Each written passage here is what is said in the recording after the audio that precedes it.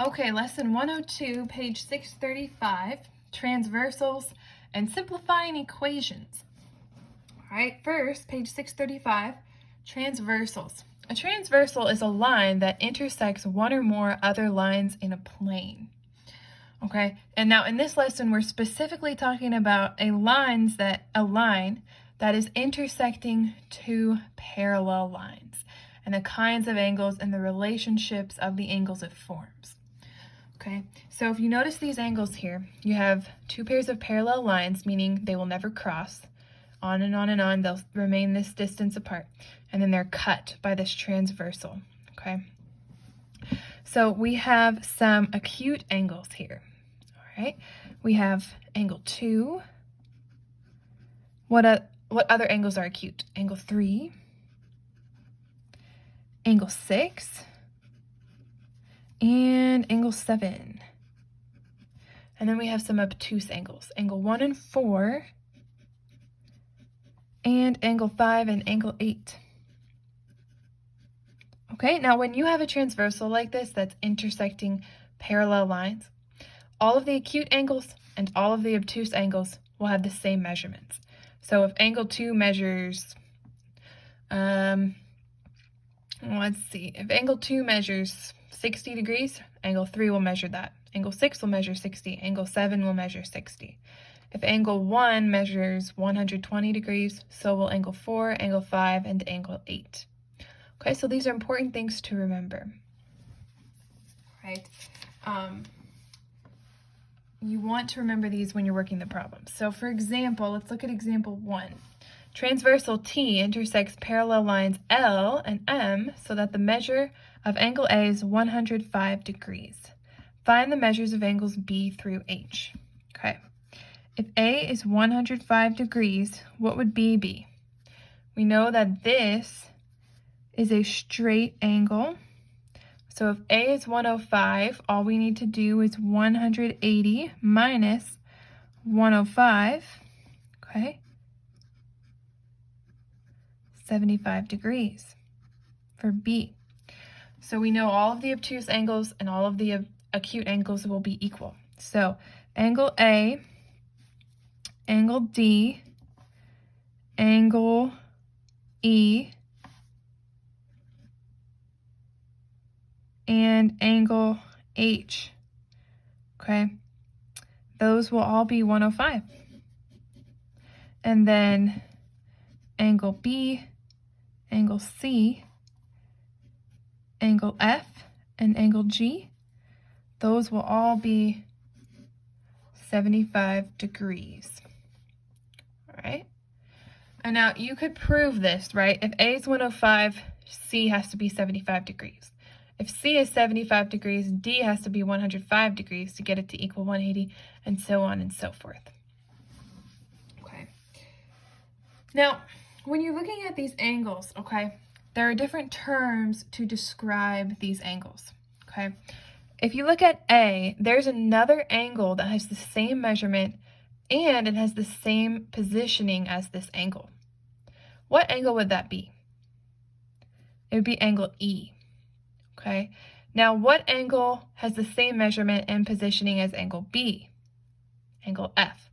Okay, when you have an angle like that, where the two angles are the same measurement and they have the same positioning, all right, they're on this side of the transversal and they're on the upper portion of their parallel line, those are called corresponding angles.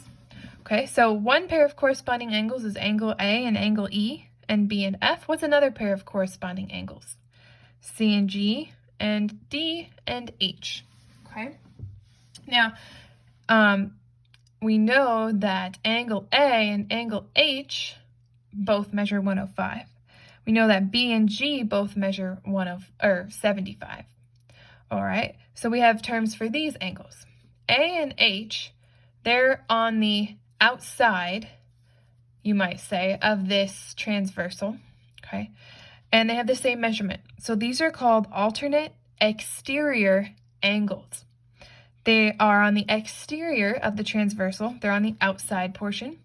They're on alternating sides of the transversal line. A is on this side, H is on this side, and they have the same measurement. So these are alternate exterior angles. Another pair of alternate exterior angles are B and G.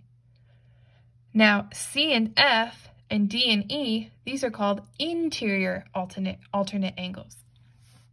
Okay, alternate interior angles are angles that are on alternating sides of the line, and they have the same measurement, and they're on the interior portion of the transversal. So C and F are alternate interior angles, and D and E are alternating interior angles.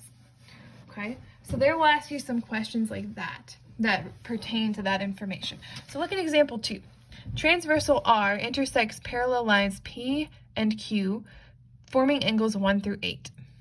Letter A, name 4 pairs of corresponding angles. 4 pairs, 2 in each answer. Okay, so angle 1.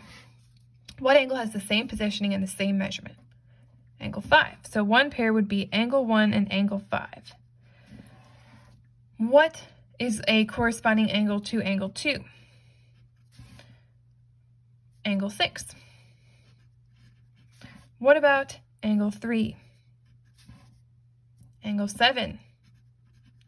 And angle 4 would be angle 8. So those are our 4 pairs. 1 and 5, 2 and 6, 3 and 7, 4 and 8. Okay, name 2 pairs of alternate exterior angles. Okay, so we're on the outside here. So we've got angle 2, and what is on the alternating side, and it's the same measurement, that's going to be 8. So you have 2 and angle 8. That's one pair. And then you also have 1 and 7. And then name 2 pairs of alternate interior angles. Okay, so you've got 4 and 6, and 3 and 8. All right, so hopefully you're understanding what those terms mean. Okay. Oh, sorry. That should be 3 and 5. Just noticed that I wrote that one wrong. Sorry if you were confused. I was looking at it and I was going, that doesn't look right. So 3 and 5. All right. Now, example 3 is moving on into a different type of problem. Okay, so you guys have been working with equations, and now you're going to have equations that need more simplifying than you've been doing. All right, so if you look at this equation here, you have 3x plus 5 minus x equals 17 plus x minus x. You've got a lot of x's going on, and you have x's on both sides of the equal sign. All right, so what you need to do is you need to combine your x's and any like terms that you have. You need to simplify both sides as much as you can, and then start to work the equation like you normally would. So if we look on this side of the equal sign, can we make this all by itself any simpler? Well, yes. We can combine our like terms of 3x and negative x. Okay, think of it as negative 1x. 3x plus negative 1x is 2x, and then we have plus 5. Can we make this any simpler? Well, yes, we can add positive 1x to negative 1x. We know that's 0. So now we just have 17. So we've just made that equation simpler. Okay, so now we can subtract 5 from both sides. So we'll have 2x is equal to 12. Divide both sides by 2, so x will be equal to 6. So you have some more steps in these equations. Look at this one. Solve 5x minus 17 equals 2x minus 5. All right, so we can't simplify this side anymore. We can't simplify this side anymore. We have an x on both sides. All right, we need to move 2x over here or 5x over here to get our x's together. Let's do it both ways and see if we get the same answer. All right, let's subtract 2x minus 2x and 5x minus 2x. That gets rid of it over here, and we're left with negative 5. And then 5x minus 2x, that's 3x minus 17. All right, so now we can work this equation like normal, add positive 17 to both sides. So 3x will be equal to 17 plus negative 5, which would be 12. Divide both sides by 3, x is equal to 4. Okay, good. What if we had moved our 5x to this side? Okay, we do negative 5x on both sides. So we're left with negative 17. And that would be equal to negative 3x minus 5. Okay, we need to get our x alone.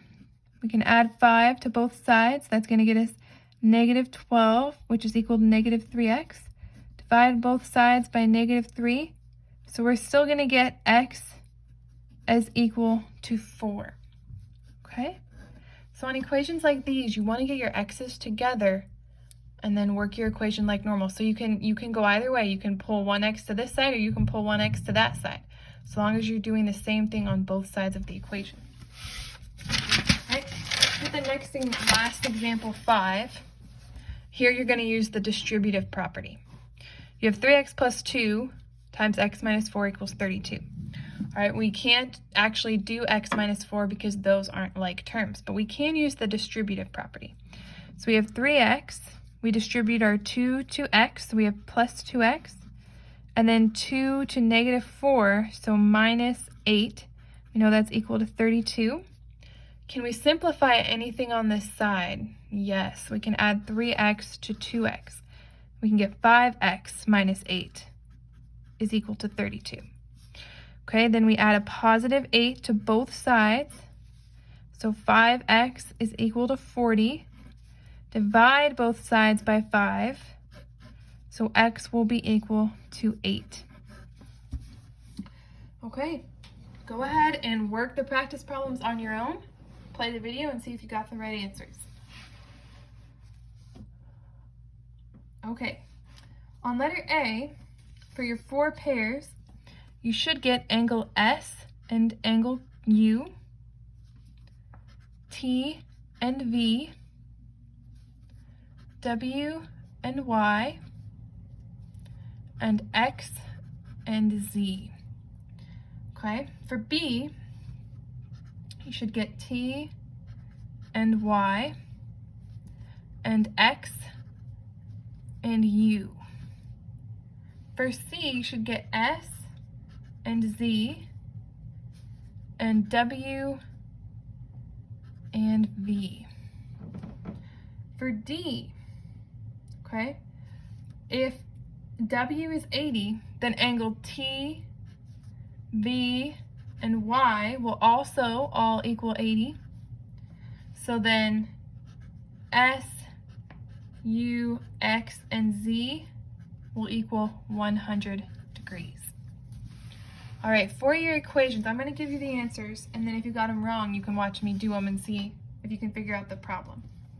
All right, E should be 25, F should be 45, G, negative 15, H, 4, I, 24, and J, negative 8.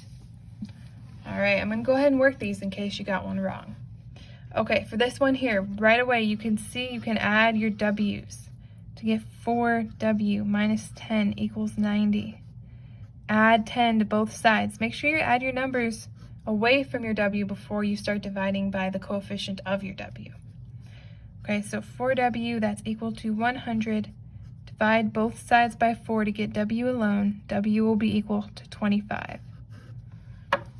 All right, for F, you can combine all of these x values.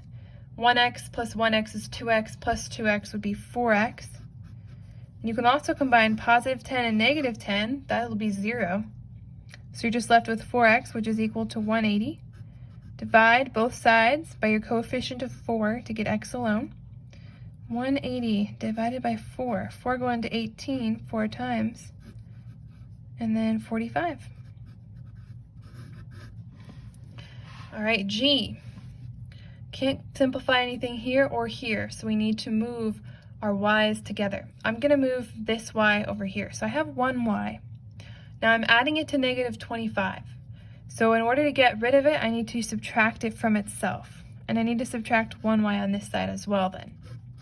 So I have 2y plus 5 is equal to negative 25. I need to get 5 away from my 2y, so I subtract it on both sides. 2y will be equal to negative 30 now. Now I can divide both sides by my coefficient of 2.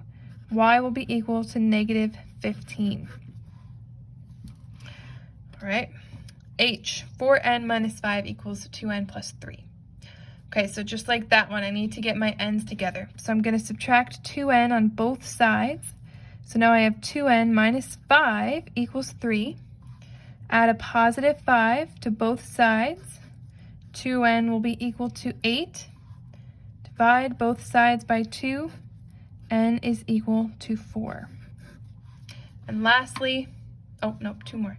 Okay, so I use the distributive property. Okay, 3x. Negative 2 times x is negative 2x. Negative 2 times negative 4 is going to be positive 8. That's equal to 32. 3x minus 2x, we can simplify that and get 1x plus 8 equals 32. Subtract 8 from both sides. 1x will be equal to 24, so x is equal to 24. And then lastly, j. All right, again, we use the distributive property. 2 times x will be 2x. 2 times negative 4 will be negative 8. Okay? We need to get our x's together. I'm going to do minus 2x on both sides. That'll get me 1x over here, which will be equal to negative 8. So x is equal to negative 8. All right, you can go ahead and start your lesson.